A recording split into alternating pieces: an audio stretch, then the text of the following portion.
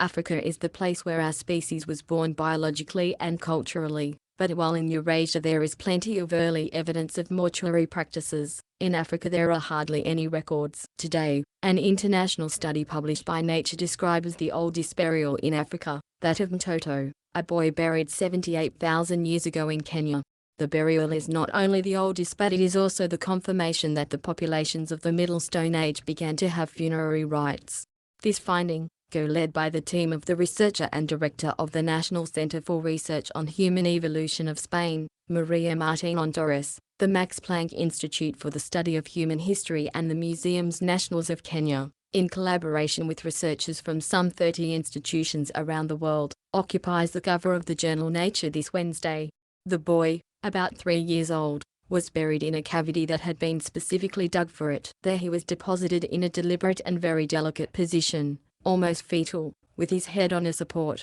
as if it were a pillow. His body was wrapped in a type of natural shroud made with animal skins or leaves and, later, it was covered with earth, explains researcher Maria Martin Torres. Mtoto, or boy in Swahili language, was buried 78,000 years ago in the Kenyan site of Panga, Saidi, which has turned out to be a fundamental enclave to study the origin of our species and, above all, its first complex funerary behaviors. Mtoto is the oldest evidence we have of burial or funerary behavior in Africa, and it is interesting not only as a scientific finding but also because it reveals the complexity of the human mind, which is capable of establishing complex links with the community beyond the physical world and interact with those who have died, highlights the paleoanthropologist. Until now, the only evidence for a burial of similar chronologies in Africa was that of Border Cave in South Africa, where the remains of another boy buried 74,000 years ago were found, but its scant documentation always made the find controversial.